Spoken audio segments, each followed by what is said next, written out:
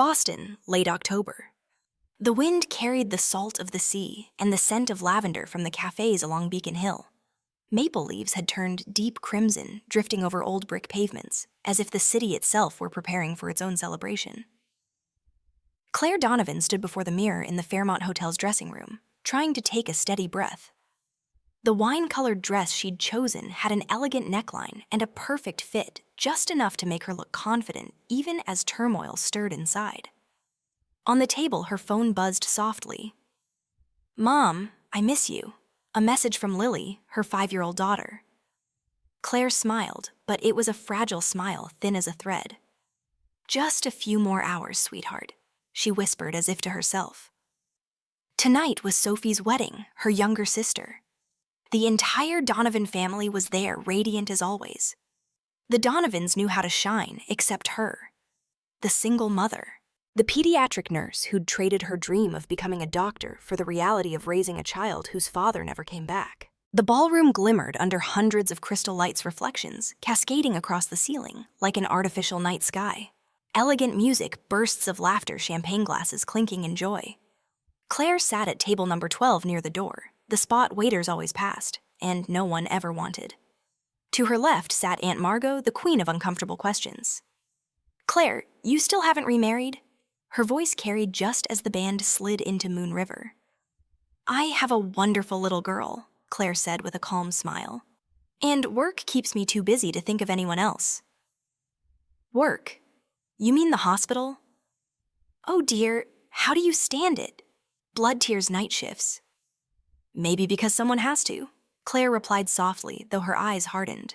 Just as she rose to get some air, Tyler, her ex-husband, walked in. She recognized him before the music changed tempo. Black suit, the same half-smile, and holding the arm of Vanessa, the woman who had taken both him and her faith in love. Vanessa was pregnant, unmistakably proudly. Her gaze brushed over Claire, paused a moment, and curved into a small, victorious smile, the kind that said, "I won." Claire tightened her grip on the wine glass. She told herself she'd leave before she did something she'd regret. But before she could stand, a voice came from beside her. "May I take this seat?" A deep male voice tinged with an Italian accent, smooth as aged wine. Claire looked up, and for a moment the entire room seemed to fall silent. The man before her was tall, broad-shouldered, his black suit perfectly tailored. The crystal light flickered in his eyes, amber warm and dangerous all at once. "Bride's side or groom's?" she asked, keeping her composure. "Neither. I'm here for business, though it seems I just found a reason to stay longer." He smiled and her heartbeat stumbled. "Christian Moretti.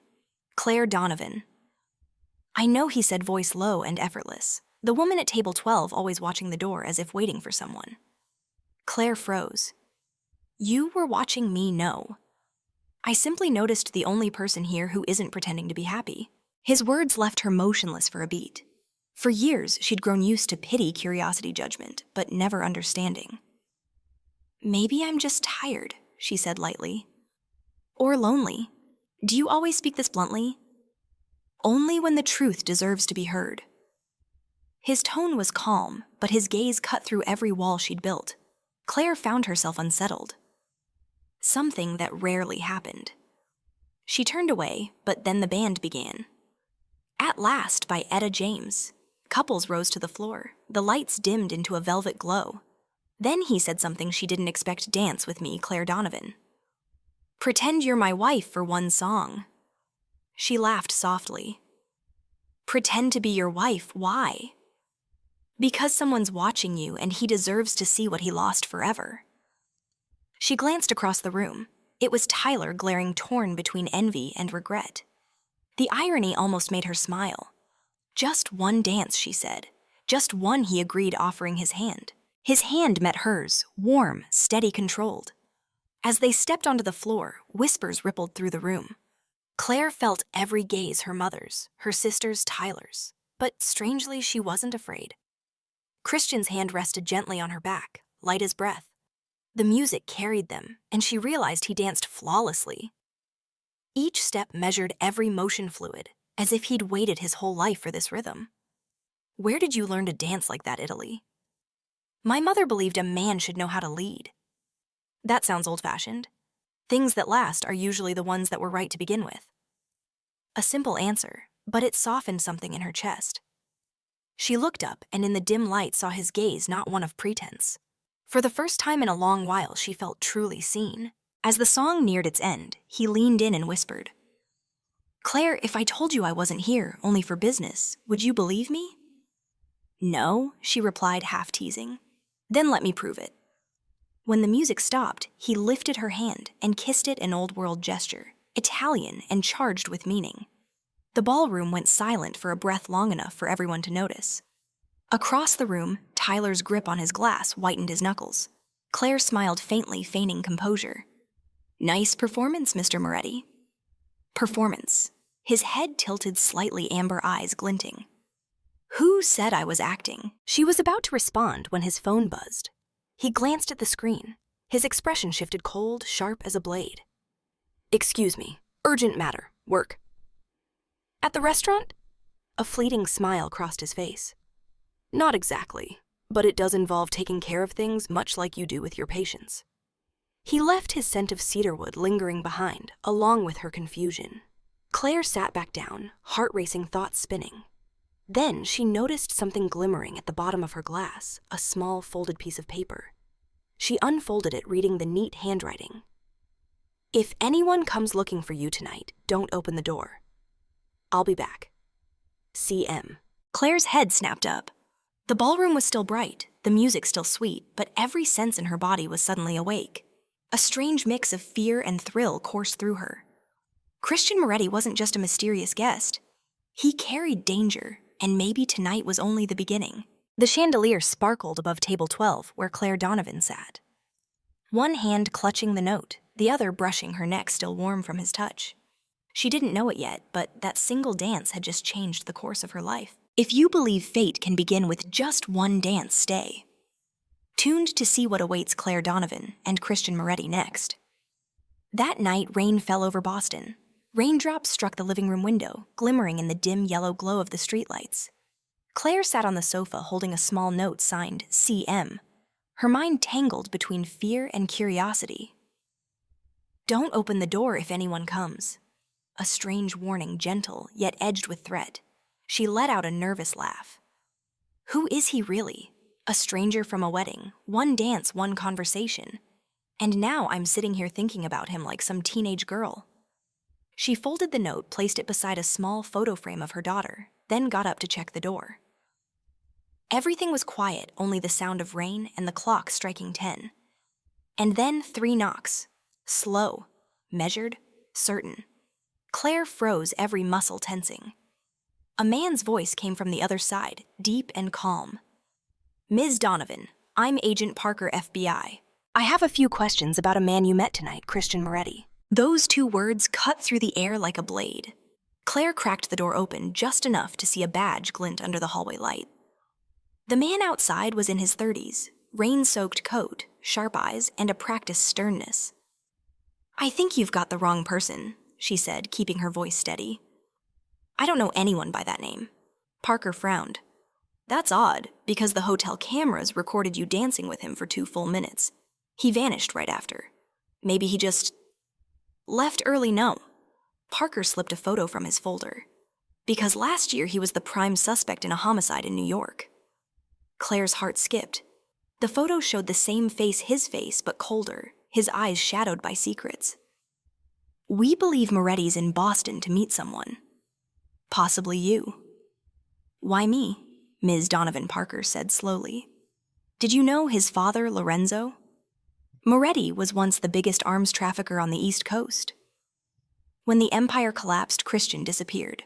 Rumor says he's rebuilding under the cover of a businessman." Claire took a step back. The man who had held her close in a dance was a wanted criminal. "You should be careful. If he contacts you again, call us immediately." Parker left a business card and walked away, leaving the hallway flickering with light and the sound of rain on the awning. She shut the door and leaned against it, breath trembling. Christian Moretti. The name now felt like a beautiful song laced with poison. She remembered the feel of his hand on her back, the warmth of his voice, steady, deliberate as if he'd known what would come. She couldn't sleep that night. By morning, she was back at the hospital, another shift in the pediatric ward, where the smell of disinfectant mixed with children's cries and the rhythm of nurses' shoes on tile. It was the only place that ever felt safe. But that morning was different. While she was checking a child's heart monitor, the head nurse rushed in. "Claire, someone's waiting for you in the lobby." A man. She turned and her pulse dropped. Christian Moretti stood there, coat dark with rain hair damp, that faint smile on his lips, but his eyes were sharp alert. "You don't talk here," he interrupted. "Somewhere quieter. You know the FBI came looking for me, I know, and I'm here to explain." They stopped at a small cafe near the hospital. Condensation fogged the windows. The smell of coffee and waffles lingered in the air. Christian removed his gloves. His right hand bore a faint scar she hadn't noticed before. "Are you a criminal?" The question escaped her lips without hesitation. He smiled, not denying, not confirming. "I lived in that world once. But I'm not who they're hunting anymore. You make it sound so simple. The FBI doesn't chase people over misunderstandings." "True, but they don't like truths that are too complicated either." He pulled a small USB drive from his pocket and set it on the table. "This holds the financial records of Lorenzo Moretti, my father. It could expose why he died and who profited after. I was supposed to deliver it to someone inside the bureau. But they killed my contact before I got there." Claire stared speechless. "And what does that have to do with me, because I need a place no one would suspect?" "Someone ordinary. A nurse. No one would believe you're holding something that could shake the entire city." Her hands tightened around the coffee cup. Her pulse pounded in her ears. "You sound like a movie. I don't belong in your world." "You're right." He lowered his gaze, voice softening. "And that's exactly why I chose you. Because you don't belong to the dark." Silence hung between them. Outside, the rain had stopped. A pale light filtered through the window, tracing his profile. In his eyes, she saw not just danger, but exhaustion, as if he'd been running too long. "Where will you go now?" "I can't say. But you need to do something for me." "What if I don't come back in 3 days? Give this USB to Agent Parker." "Whatever he thinks of me, he's still an honest man." Claire shook her head. "I don't want any part of this. You're already part of it, Claire. Last night, when you took my hand in front of hundreds of people, the cameras caught it. They think you're my contact now." A chill shot down her spine. "You mean—" "Yes, you're being watched." The cafe door swung open. A gust of wind scattered napkins from the counter. Christian's eyes flicked toward the entrance, his body tense. He rose quickly. "Don't move," he whispered. "And don't look behind you." Claire froze, gripping the table's edge. She saw only 2 men enter gray coats' rigid postures. One of them looked straight in their direction. Christian stepped back, casually pulling a napkin over the USB drive. Then he leaned close and whispered, "If anything happens, give it to your daughter." No one would ever suspect her. Before she could react, he was gone. Through the fogged glass, she saw him turn down the corner, his dark coat merging with the crowd. The 2 men followed seconds later. By noon, she was home. Everything was unnervingly quiet. On the kitchen table lay Lily's drawing, a small house, a woman and a man standing at the gate. His face was brown, his eyes amber. "Who's this, honey?" Claire asked. "The man I saw this morning," Lily said cheerfully. "He said Mommy's very pretty and not to forget to lock the door." Claire dropped the paper. He had been here before she came home. Her gaze darted around the room. No signs of intrusion, just the faint scent of cedarwood hanging in the air. On the table beside the drawing was an envelope. Inside, a single handwritten line. "There are things I couldn't say at the cafe. Trust me one more time, Claire, because tonight, everything changes." At the bottom, a raised wax seal of a lion. The Moretti crest. She stood there for a long time, the house silent except for the distant sound of a train horn. Strangely, she felt no fear, only a deep electric sense that her quiet life had ended, and that the man named Moretti was about to pull her into a world where love and danger were 2 sides of the same coin. That night, the rain wouldn't stop. Each drop beat against the roof like the heartbeat of someone holding back words they couldn't say. Claire sat by the window, the envelope sealed with the lion emblem still lying on the table, a fragile piece of paper, heavy with mystery. In her mind, Christian's voice echoed, "If anything happens, let your daughter keep it." She didn't understand why a man she had only met twice could make her trust him so deeply. Maybe it was the way he spoke, not pleading, just calm, but with a conviction that made every word sound true. She glanced at the clock, 10:27 p.m. Since coming home, she couldn't shake the feeling of being watched. A black car had been parked down the street for hours, its headlights off a shadow unmoving inside. Claire took a slow breath and walked to the wooden cabinet.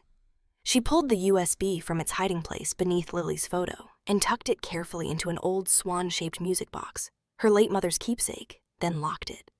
She didn't know that small act would save her life that night. Near midnight, a faint sound came from the window. She turned, her heart freezing mid-beat. A metallic click, the sound of a lock being picked. She turned off the light, clutched Lily in her arms, and held her breath. A dark figure slipped through the window, quiet as a cat. A sliver of light from the hallway caught his face, sharp cold. Unfamiliar. Claire edged backward toward the bed, but just as the man reached for the cabinet, a chilling click sounded behind him. "You shouldn't do that in someone else's house." That deep voice nearly made Claire cry with relief. "Christian?" He stood in the doorway, coat dripping with rain, eyes like tempered steel. In his hand, a gun aimed directly at the intruder. "Who sent you?" he demanded. The man said nothing and flung a knife at him. The gunshot cracked through the night. The intruder collapsed, clutching his shoulder.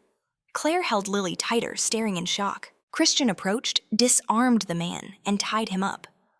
Using the lamp cord, his movements efficient, practiced, merciless. When the lights came on, Claire saw his face clearly wet with rain, a thin cut along his temple, yet his eyes remained unnervingly calm.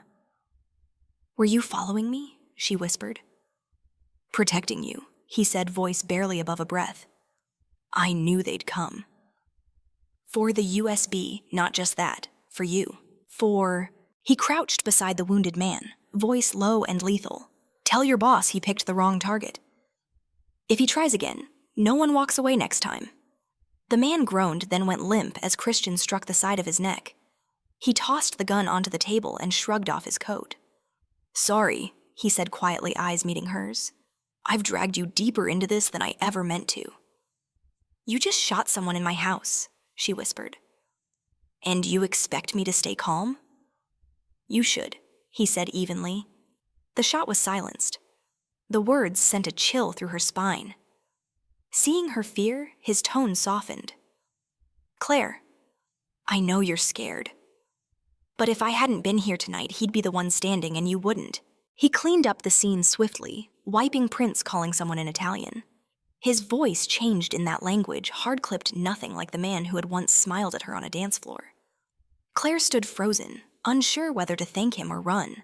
When he turned back, his eyes were no longer steel, they were weary. "You and Lily have to leave. I'll find somewhere safe. You're disappearing again now. I just need time to end this." "Who are you really, Christian?" He held her gaze for a long moment before answering softly. "A man who swore he'd never let another innocent woman get hurt." His words stunned her, not because of pride, but because of the ache buried within them, as though he was speaking from an old wound that never healed. She wanted to ask more, but he turned toward the door and offered his hand. "Come on, before sunrise." Claire grabbed a few essentials and woke Lily. Outside, the rain still fell, painting Boston in silver gray. Christian led them to a black SUV, parked at the corner, the same one she had seen earlier. He buckled Lily's seatbelt and looked at Claire. "Do you trust me? I don't think I have a choice." He smiled faintly. "That's enough." The car rolled through the wet streets. The city faded behind them, streetlights blurring like melting memories. Claire glanced sideways. His hand gripped the wheel, tight, eyes forward. Yet every few minutes he checked the mirrors, the reflex of a man long hunted. "Have you ever regretted what you've done?" she asked. He was silent for a long time. "Yes. Every night." "For what? For trusting the wrong person." He looked at her, then gazed steady. "And I hope you don't make that mistake with me." They reached a small wooden house by the coast of Gloucester. Waves crashed outside the wind, heavy with salt and the promise of snow. Christian unlocked the door. The cabin was simple but clean. A fireplace, a few seascape paintings, a wine cabinet. Whose place is this? My mother's. Where is she now? She died when I was 12. I kept this place because no one can find me here. He lit the fire. The orange glow flickered across his face, softening his features. For a moment, all traces of the mafia, the danger, the guns seemed to fade. Only a quiet man remained watching her through the firelight. Claire. Yes. If I told you that none of this from the wedding to tonight was coincidence, would you believe me? She gave a wry smile. You're saying you planned to meet me, no? Someone else did. What do you mean, someone wanted me to meet you and to make them believe you're my weakness? But I don't even know you. Exactly, he said. That's why you're perfect.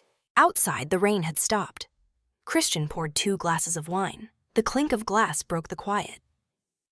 She didn't drink, just watched the firelight flicker in his tired hazel eyes. What do you fear most? Christian? Forgetting why I started. And me, she whispered. I fear falling for someone I can't understand.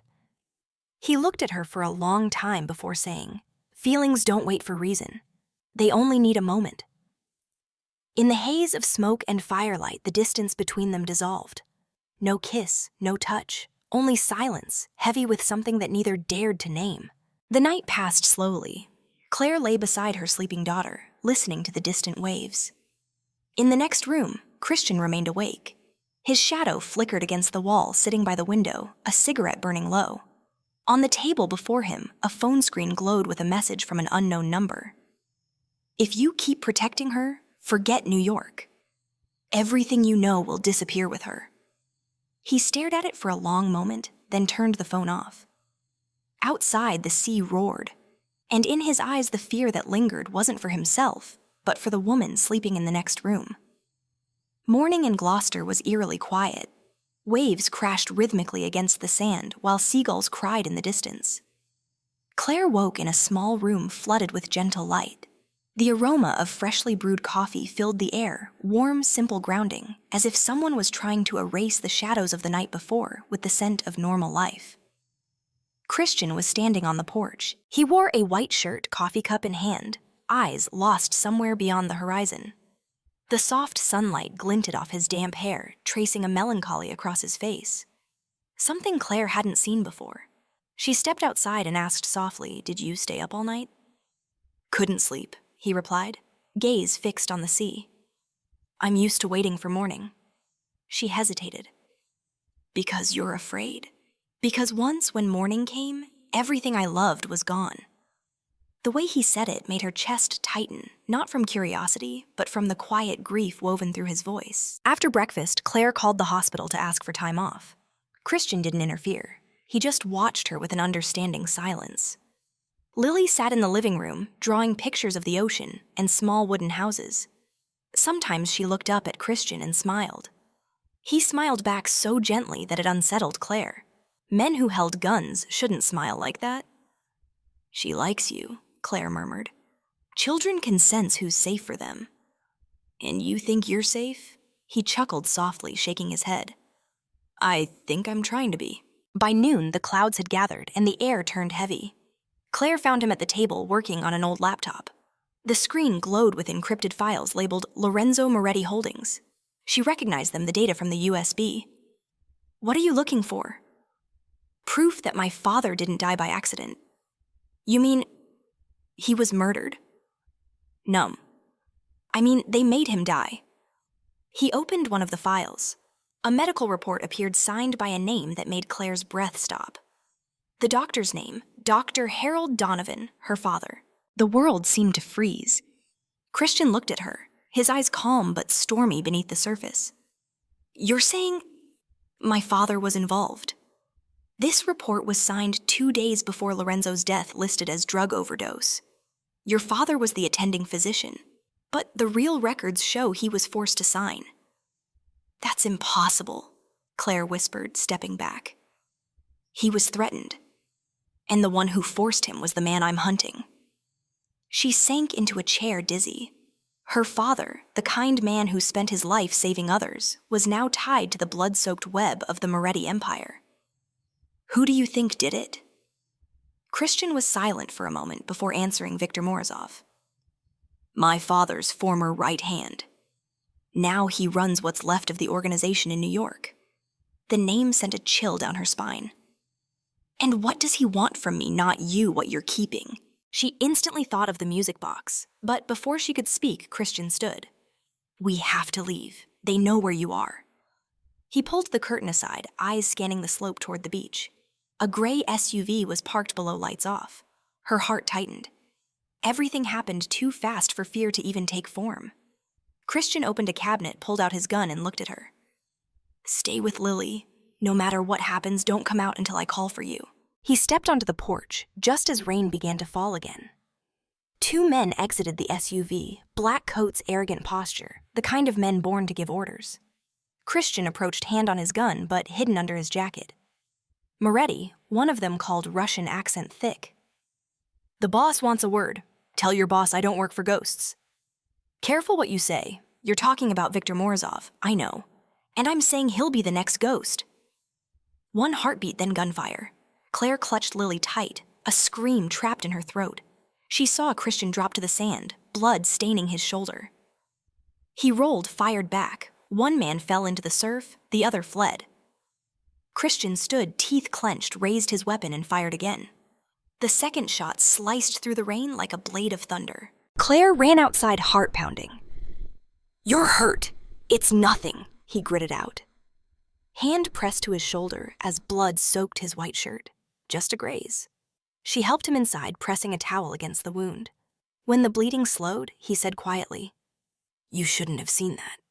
And you think I still care what I should or shouldn't see after everything? Her eyes glistened, but her voice was firm. You saved me, again. Don't tell me I shouldn't be here. He looked at her for a long time, then smiled faintly, the rare kind of smile that let its guard down. You're stronger than I thought, Claire Donovan.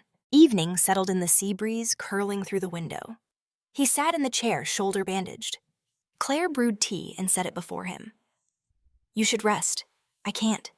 Things are moving faster than we are. You still haven't answered me. About what? Why you keep saving me? Christian met her eyes. After a long silence, he said, Because 12 years ago, I couldn't save the woman I loved. The room fell utterly still. The sound of waves and the weight of his words filled the air. Who was she? The daughter of a lawyer. She found out my father was tied to an arms network. I tried to get her out, but Victor knew first. His jaw tightened. I was too late. And you think saving me will make up for it? No, he rasped. But at least, I won't make the same mistake twice. Night deepened. Lily slept on the couch, clutching her small teddy bear. Claire watched Christian, the firelight flickering across his face, illuminating something fierce yet fragile inside him. Not guilt, but resolve. Where do we go tomorrow? She asked. New York. That's the most dangerous place. It's also where the answers are. He stood and walked toward her. You don't owe me anything, Claire. If you want to stay, I'll have someone else protect you. You think I'll let you go alone? Coming with me could mean dying. Staying means losing you. Christian froze. Her words were simple, but they carried a finality that left no return. He lowered his head slightly, smiled, and for the first time touched her cheek lightly as if afraid to wake a dream. All right, he whispered. We'll go together. That night, as the wind whipped through the curtains, a nurse and a hunted mafia heir sat silently before the fire between the sound of waves and the scent of salt air. Neither spoke, because both knew that when dawn came, the road ahead would hold no way back. That morning, the sky was veiled in silver mist. Along the highway leading to New York, the black SUV rolled through rows of bare trees. Christian drove in silence, his eyes fixed on the road, while Claire sat beside him, clutching the seatbelt. Lily slept in the back seat, her head resting on a teddy bear, breathing softly. No one spoke during the long drive. Between them stretched a heavy silence, not empty, but filled with everything they couldn't yet bring themselves to say. Are you sure about this? Claire asked as the car crossed the Brooklyn Bridge. New York is where they're strongest. That's exactly why, Christian replied quietly. To end it, I have to return to where it began. The city emerged through the fog skyscrapers, scraping the sky, neon signs, flickering car horns. echoing amid the restless breath of millions. What once symbolized freedom to Claire now felt like walking into the devil's den. Christian parked in front of an old building on Bleecker Street. The faded sign above the door read La Viña Café, its windows dusty with time. My safe house, he said. The last place Victor would expect me to come back to.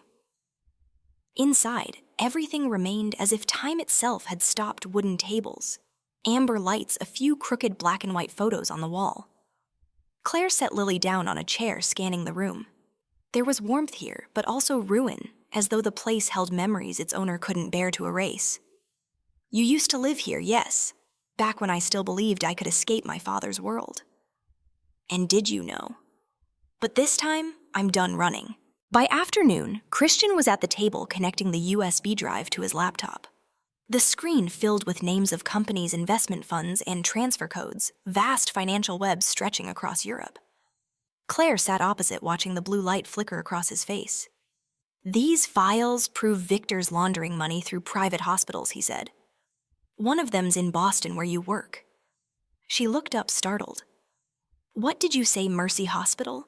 The funding you thought was for pediatric care, it's one of his hidden channels. Your father probably discovered that. Claire's throat tightened as the pieces clicked together in a sickening pattern. So he was forced to sign Lorenzo's fake death certificate? Yes. Victor used your father's life to blackmail me. When I refused to cooperate, he killed mine and left me framed for betrayal. The air thickened between them. Claire rose and walked to the window, staring down at the bustling street below. Why bring me here, Christian? To scare me into running? He stood behind her, his voice low. No, I brought you here so you could see that the truth is cruel, but only when you face it can you be free from it. She turned, finding herself so close that his breath brushed her skin. And you, she asked softly.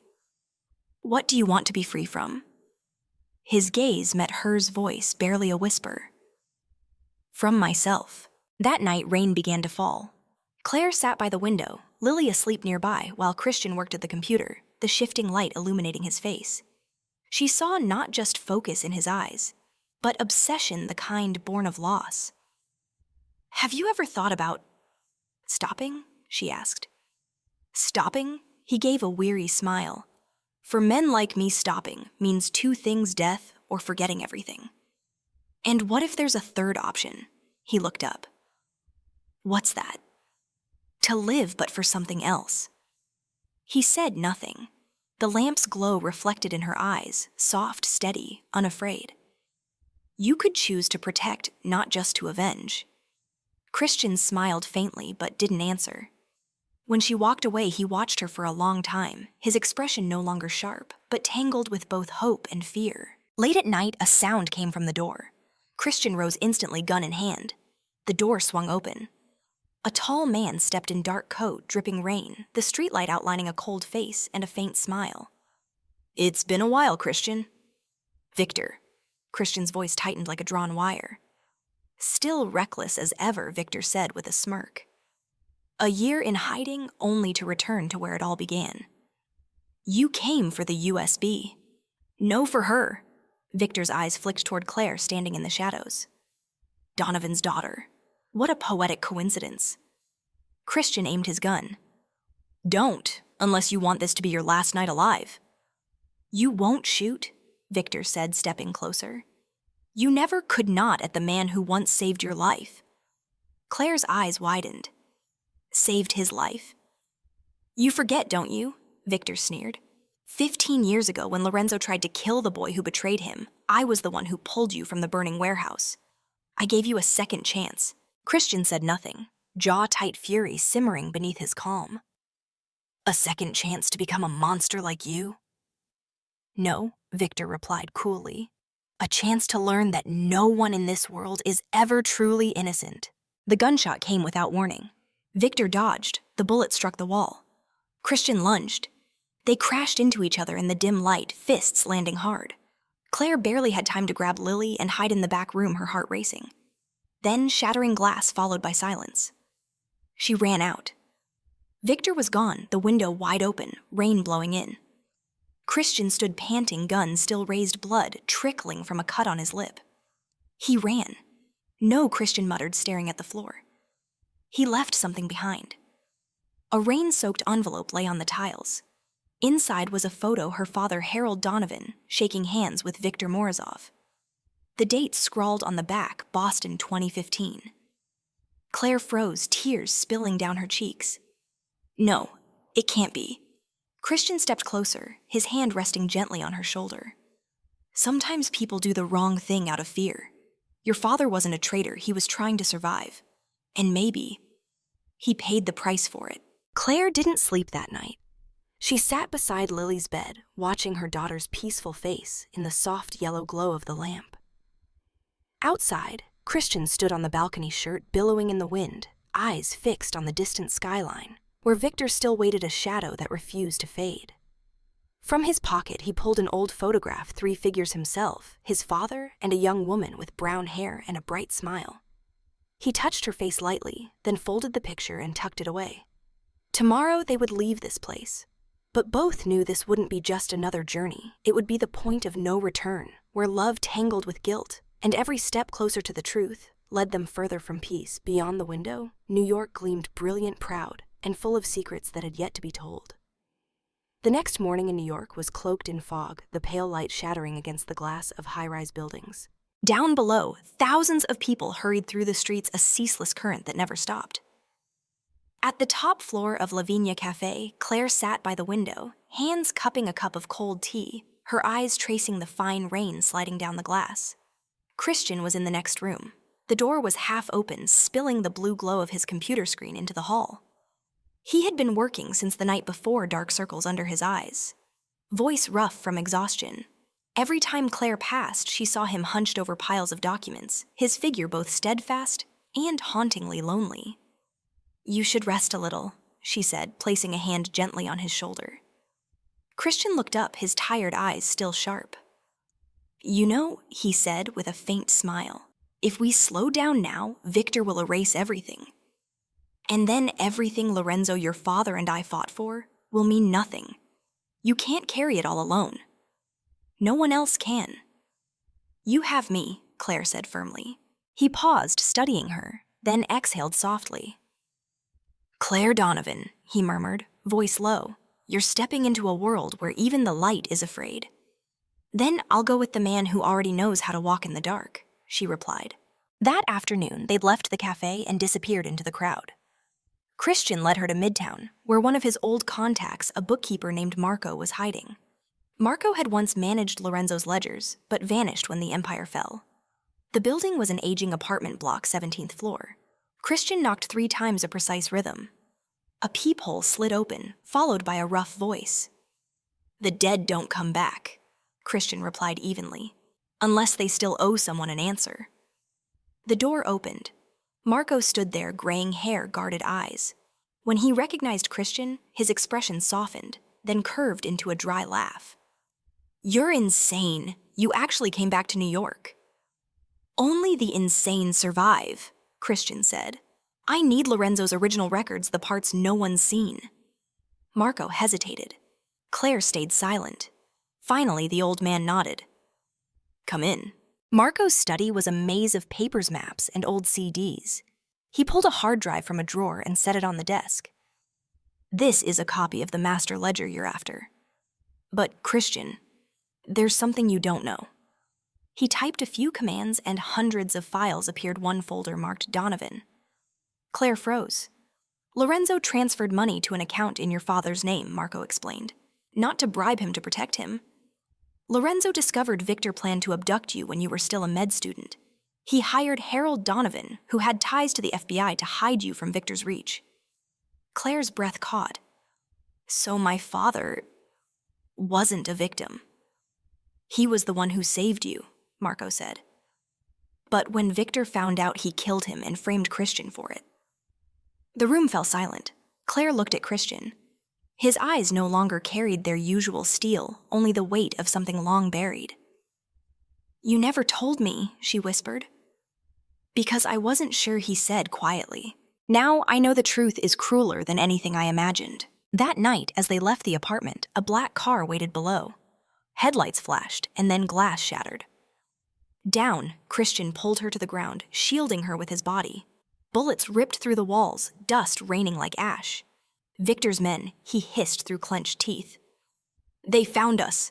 He fired back. One man fell, but others kept coming. Marco took a bullet to the chest, collapsing by the door. Go, he shouted. Don't let my death mean nothing. Christian grabbed Claire's hand, dragging her through a back alley. His arm was slick with blood, she couldn't tell whose. They weaved through the narrow streets until the sound of sirens faded. Finally, in an abandoned parking lot, he stopped, gasping for breath. You're hurt, she said. It's nothing. Let me see. She pressed her hand over the wound in his arm. Blood seeped through his sleeve. The metallic scent mingled with rain and smoke. In that moment, with sirens wailing far away, Claire realized she was no longer afraid, only terrified of losing him. They hid in a small apartment on the Lower East Side. The single bulb cast a dim amber glow over cracked walls and a narrow bed. Christian sat silently back against the wall, eyes closed. Claire cleaned his wound, her hands trembling despite her resolve. Are you always this reckless? If I weren't, I'd have died long ago. You say that so easily. It's habit. I don't know any other way to live. She paused. Have you ever wished for a normal life? He opened his eyes and met hers. Yes, but I don't know what that would look like. Maybe mornings without gunfire. Coffee that stays warm. Someone waiting at home. He smiled faintly. Sounds like a dream. Maybe dreams just need someone brave enough to wake them. In that suspended moment, the distance between them vanished. She looked at him. He looked back, no words, only silence heavy with what neither dared confess. Christian reached out, brushing her cheek. Thank you, he said softly, for not leaving me behind. She whispered, You saved me first. Now it's my turn. That night, rain still fell. Claire drifted asleep at the edge of the bed while Christian sat awake watching the shadows. He picked up an old phone and typed a short message. Don't touch them. It ends when I return. The message went to an unlisted number marked only with a golden lion, the crest of the Moretti family. He knew Victor would see it. He turned his gaze to Claire, the woman who had once been a stranger at a wedding, now the only person he wanted to protect. But deep in his eyes, another fear grew, that this fragile love so pure and dangerous would be the very weapon Victor could use to destroy him. Outside, the New York sky burned with city lights, a sleepless city, an unburied past, and two souls balanced on the edge between sin and salvation, where one wrong move could end everything. Christian closed his eyes and murmured to himself, Tomorrow I'll get her out before Victor turns love into our undoing. But what he didn't know was that at that very moment in a high-rise somewhere in Manhattan, Victor was watching. Through the glow of a surveillance feed, he smiled coldly.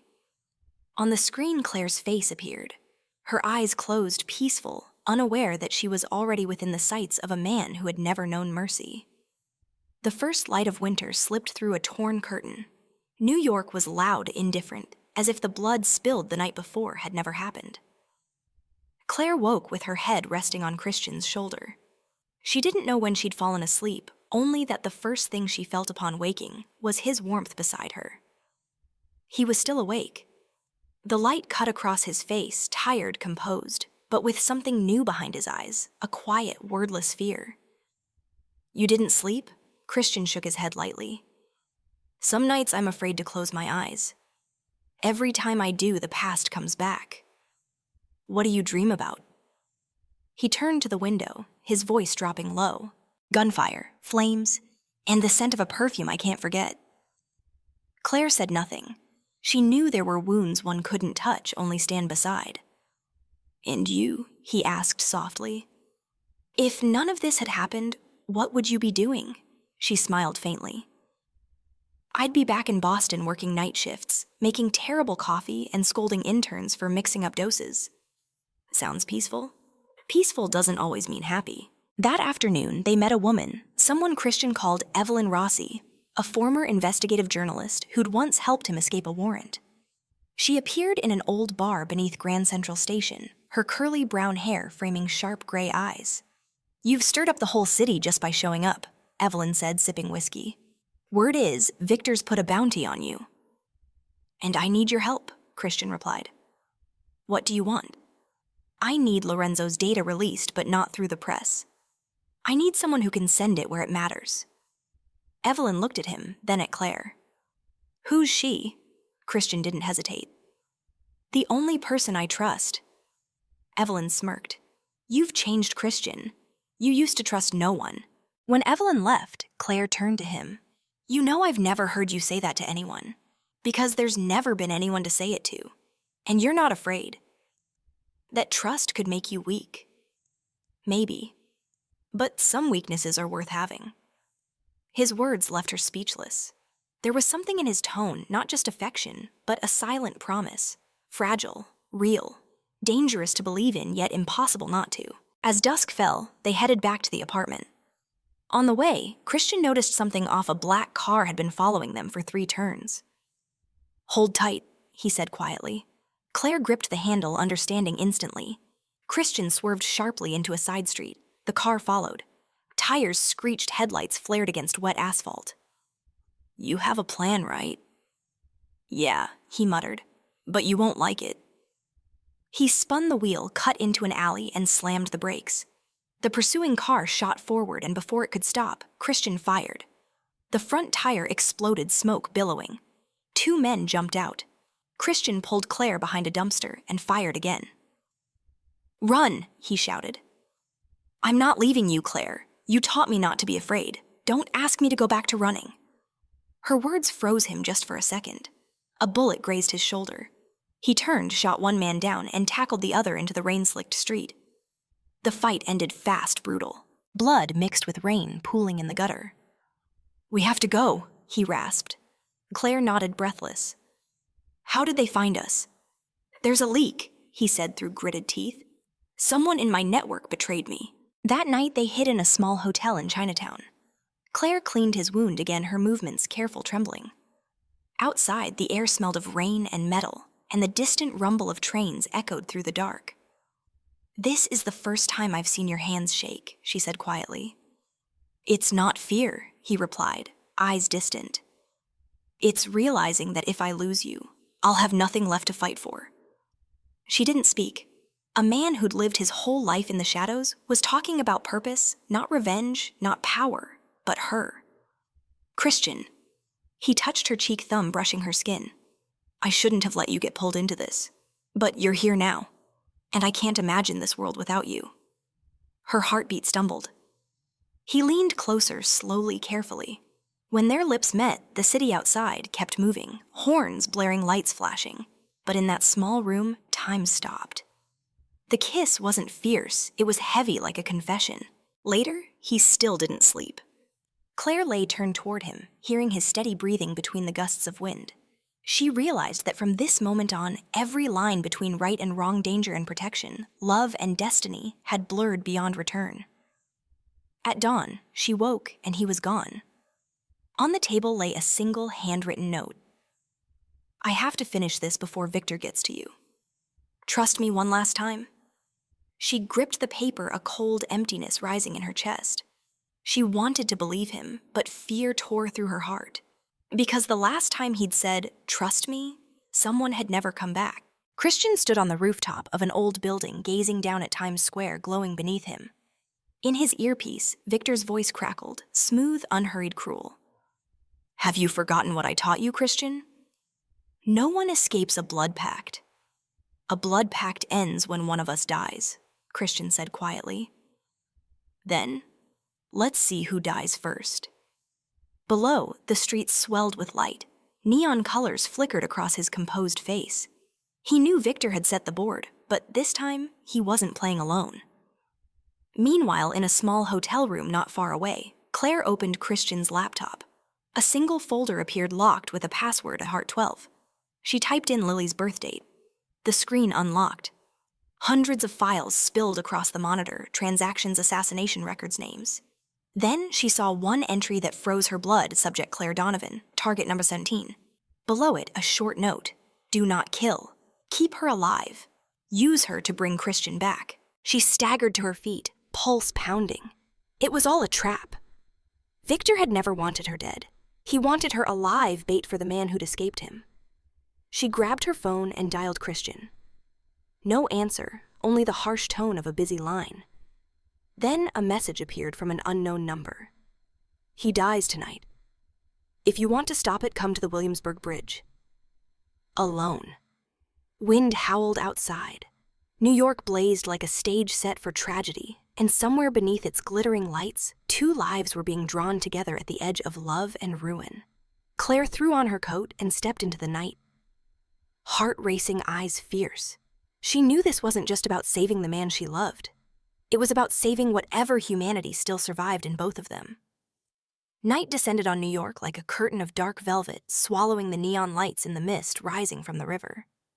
On the Williamsburg Bridge, the wind howled so fiercely that Claire's hair whipped wildly around her face. She stood alone amid the fog, gripping her phone tightly, her breath turning to mist in the freezing air. The last message from Victor still glowed on the screen. "Come alone, 11 p.m. If not, he dies before dawn."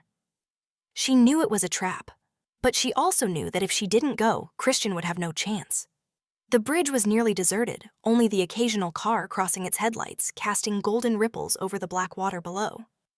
Claire walked slowly every step, feeling like a balance between fear and courage. A figure appeared at the far end of the bridge. Tall, composed, his long coat rippling in the wind. Viktor Morozov. Under the dim light, his face came into focus, cold calm, yet with a trace of weary arrogance, the look of a man who had lived too long among power and guilt.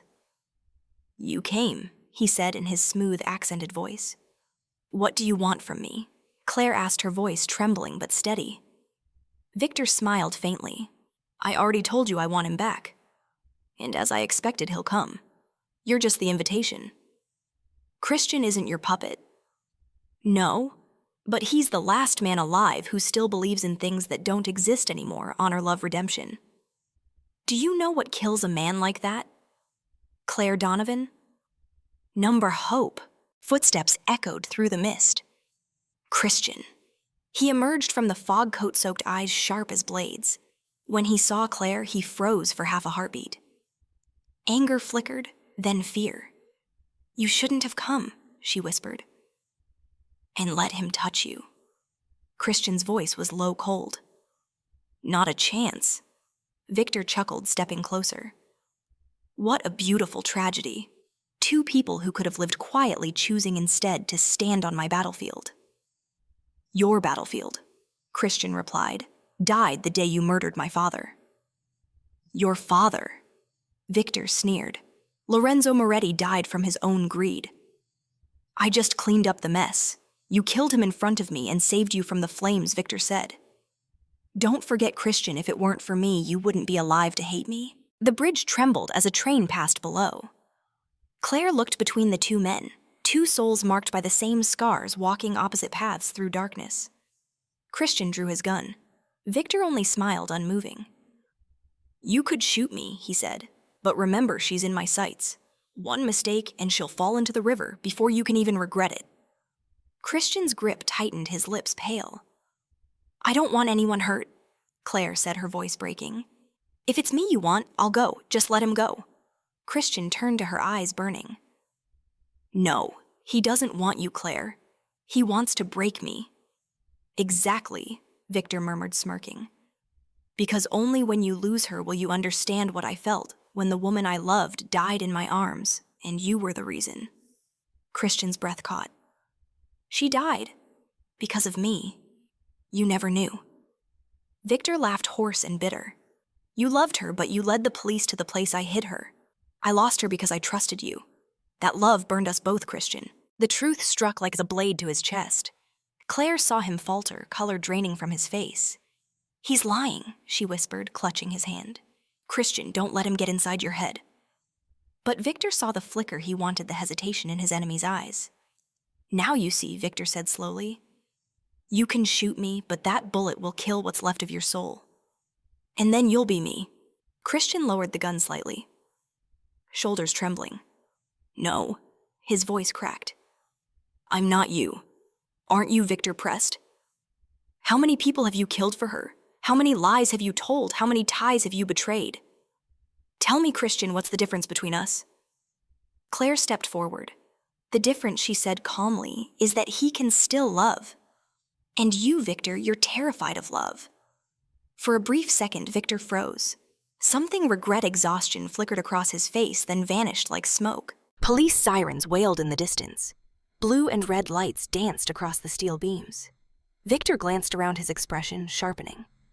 Seems we're out of time. He drew his gun, but Christian was faster. A deafening shot rang out. The bullet tore through Victor's shoulder. He staggered, blood splattering the bridge, yet he laughed. You're still weak, just like the boy I saved. Christian advanced, gun raised. It's over, Victor. No, not yet. Victor pressed a small detonator hidden in his coat. From afar, the roar of an engine, then headlights flaring.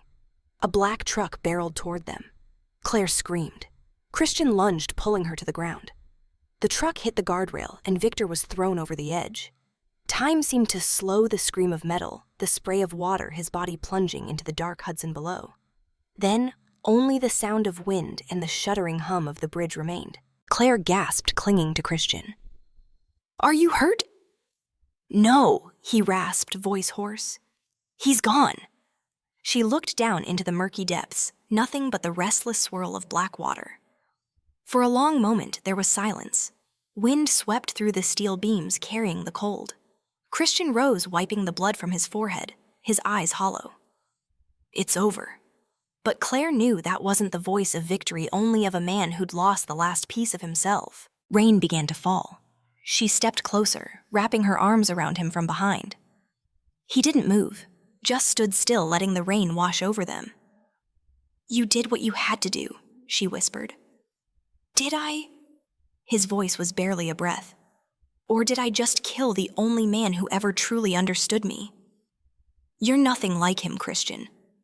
He turned, meeting her gaze. Not like him. Or becoming him. The flashing lights reflected off their faces, two figures standing on a rain-slick bridge in the sleepless city. Claire took his hand. If you're afraid of turning into him, then let me be the one to keep you in the light. Silence hung between them. Then Christian nodded, brushing his lips against her forehead, a fragile, trembling promise. We need to leave, he said. Victor might have planned something else. The bridge was only the beginning. They walked away, their silhouettes fading into the gray rain. Behind them, the Hudson churned in violent waves around the steel pillars, and from the dark water, a bloodied hand slowly rose, gripping the railing. Victor Morozov still alive. New York. After the rain had a strange kind of beauty, bright yet cold, like a forced smile on someone hiding tears. That morning, as sunlight slipped between the high-rises, Claire still hadn't slept. She sat by the window, wrapped in a blanket, staring at the glistening streaks of water that reflected the faint light below. Inside the apartment, Christian was silent. He hadn't spoken a word since they left the Williamsburg Bridge. Victor had fallen into the river. Everything should have been over, but she knew there was no peace in his eyes. You can't keep torturing yourself like this, she said softly, afraid her voice might break the fragile calm around them. Christian stood by the counter, gripping his coffee mug. I'm not torturing myself. I just don't believe he's dead. You saw him fall, Christian, and I've seen others fall like that, only to come back. His reply sent a chill down her spine, part fear, part belief that he was right. By noon, they had moved to another apartment, smaller, hidden in Greenwich Village. Christian rented it from an old contact, a retired FBI agent named Howard Hale. The older man, short and gray-haired, opened the door with a cautious frown. You're bringing trouble to my doorstep again, aren't you, Moretti? Christian gave a dry smile. Trouble's been here longer than I have, Howard. You still talk like that? Howard snorted. 3rd floor, apartment 14. Cameras work fine, but if you plan to hide here, don't let anyone see you breathe. Claire watched the exchange quietly.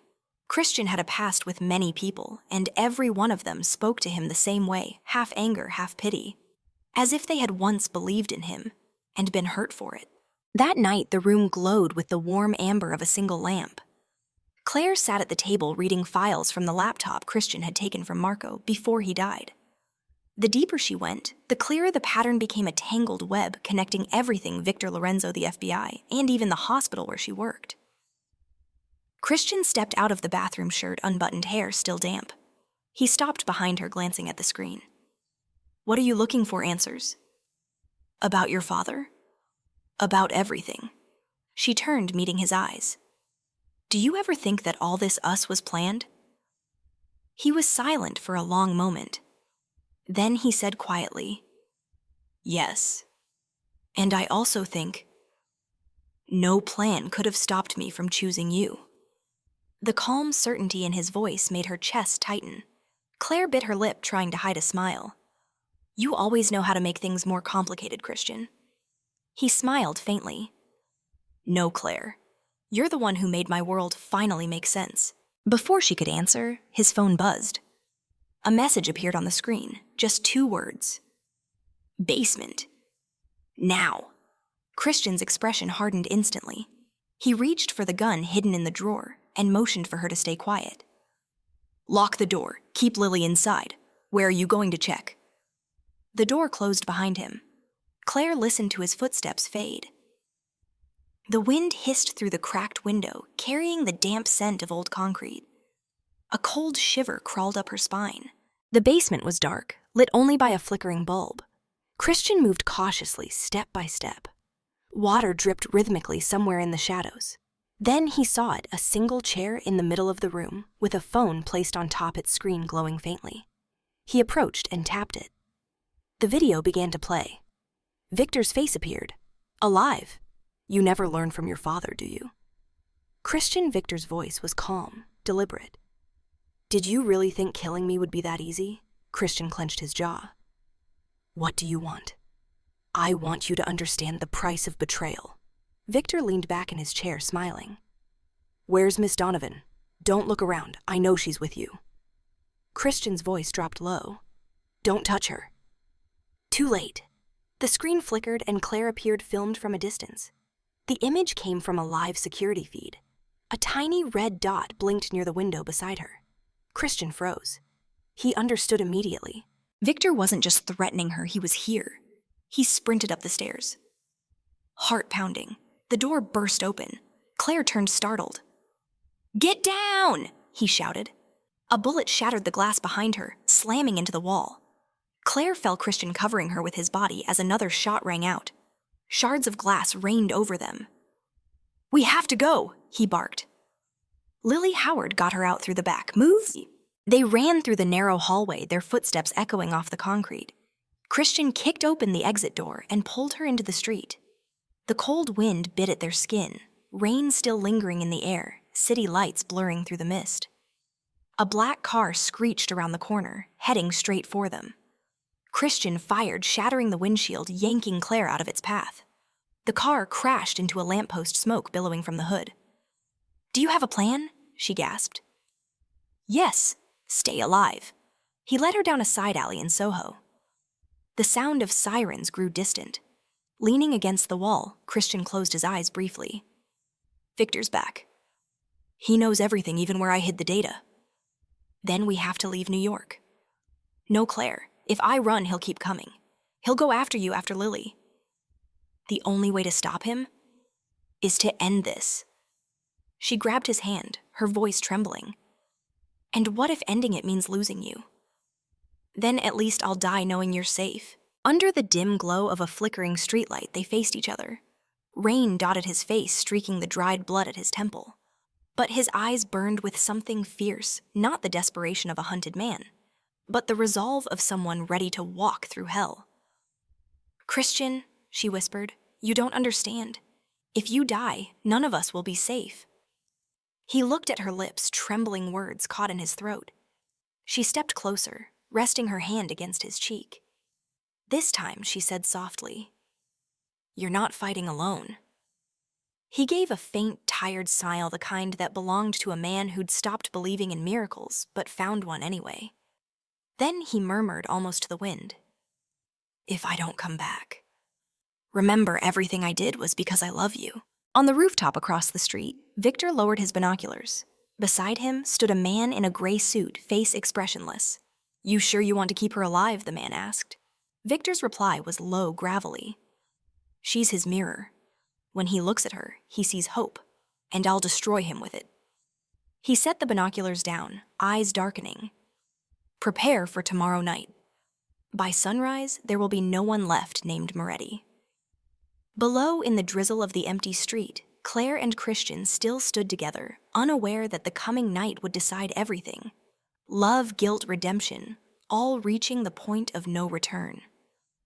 The final night before dawn. New York stayed awake as if the city itself sensed that somewhere among its millions of souls, a story was about to end. Not with a gunshot, but with the hearts of two people who had walked through hell to find the meaning of life again. Claire stood by the window of their small Greenwich apartment. Outside, fog hung thick a veil between past and present. Lily had been sent somewhere safe. Howard had promised to take her out of state if things went wrong. Now only Christian remained. He sat still in the chair, gun beside a glass of whiskey, eyes distant as he stared out at the empty street. "Did you get any sleep?" she asked softly. "Don't need it." "You're going alone?" He turned, his amber eyes softening. "This is something I have to do. Claire, I can't let Victor live another day. And when you kill him, then what?" She stepped closer. "Do you think that will free you or drag you down with him? Better that than living as prey." "No, Christian," she said, trembling but firm. "You've spent your whole life running from the dark. If you kill out of revenge, now that darkness will never let you go." He was silent for a long moment. Then quietly he said, "Do you know what's funny, Claire? For the first time, I'm not afraid of dying for myself. I'm afraid because I know if I don't come back, someone will still be waiting." Tears welled in her eyes, but she smiled a thin, trembling smile. "Then come back, no matter what it takes." Before leaving, Christian placed a small envelope on the table. Inside was a photograph of the three of them, him, Claire, and Lily. A rare, peaceful afternoon in Gloucester, back when they still believed they could live like ordinary people. On the back of the photo, scrawled in his handwriting, were the words, "If I don't return, don't let her remember me with fear. Tell her I was the man who chose the light." Claire pressed the photo to her chest, pain tightening in her heart, then ran out of the apartment. She knew where he would go. The Brooklyn Bridge, the place where everything began, and where fate always returned to complete its circle. Rain fell again, sharp and cold. Christian stood at the center of the bridge, coat whipping in the wind, streetlights flickering against the gray water below. Ahead, Victor was waiting. He looked the same black suit half-smile, and those glacial eyes of a man who had long mistaken power for immortality. The final night, Christian Victor said, his voice gravelly. "Did you bring her? She has nothing to do with this." "Oh, but she's the reason all this exists." "You changed," grew soft, "and that's why I'm still breathing." "No," Victor Christian replied steadily. "You're still breathing because I once believed you had something human left in you." Victor laughed.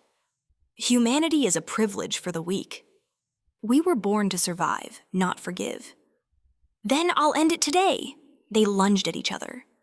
Gunfire split the storm, mingling with the howl of wind and distant thunder. A bullet grazed Christian's shoulder. Another tore through Victor's arm. Blood spattered the steel beneath their feet. Victor struck hard, his fist slamming into Christian's chest as he roared. "You think killing me ends it? There are others, men like me, like your father. Like you. We are the same." Christian fought back, gripping Victor's collar, eyes blazing. "No, Victor, the difference is I still know what it means to be afraid of losing the one I love." Victor laughed, blood running down his neck. "And that's why you'll lose." A single shot rang out. No one could say who pulled the trigger first. Both men fell. Christian collapsed to his knees, gasping for breath. Victor lay motionless, eyes wide open, staring at the sky that was beginning to glow. The first light of dawn broke through, brilliant, merciless. Christian turned his head, vision blurred with blood and rain. And before the darkness swallowed him, he heard footsteps, soft, hurried, and a trembling voice cutting through the wind. Claire dropped to her knees beside him, gathering his body in her arms. No, you have to stay with me. You promised. You said you'd come back." He tried to smile, his hand weakly brushing her cheek. "I'm home now, Claire," she cried quietly, no longer screaming. Only tears fell, merging with the rain. Far away, the sun spilled across the bridge. The wind stilled. In that moment, she felt his breath fade, but the faintest smile still lingered on his lips. peaceful as if he had finally found his way out of the dark. 3 days later, the news reported an unexplained shootout on the Brooklyn Bridge. No names, no identities, only 2 guns recovered, one registered to Viktor Morozov, the other unmarked. No one spoke the name Christian Moretti again. But some nights, people swore they saw a figure standing at the bridge's edge, watching the sunrise, amber eyes glowing faintly through the mist. 1 year later, Lisbon, Portugal. Claire opened a small cafe in the old Alfama district overlooking the sea. A chalkboard outside read Luna Cafe, for those who have walked through darkness. On a shelf sat a framed photograph, Christian smiling gently holding Lily on a beach. Every morning, Claire made 2 cups of coffee, one for the customers, one for the man who never came back. But that morning was different. As she opened the door, a breeze swept through, knocking loose an envelope tucked behind the frame. Inside was a note written in familiar handwriting. "If you're reading this, it means I kept my promise. Don't cry anymore. I'm still here, just in a place where the light never fades." She smiled through her tears. Outside, the sunlight spread across the sea, golden and calm. A child ran past laughing, carrying with him the sound of everything that still lived on. Claire looked up at the sky and whispered, "You really did come back, Christian." The curtains swayed gently in the wind, and in that whispering air, she could almost hear him, soft, steady, unmistakable, and I'm not leaving again. If this story touched your heart, follow the channel and share your thoughts below. Every comment is a spark that helps future stories come alive and reach more hearts.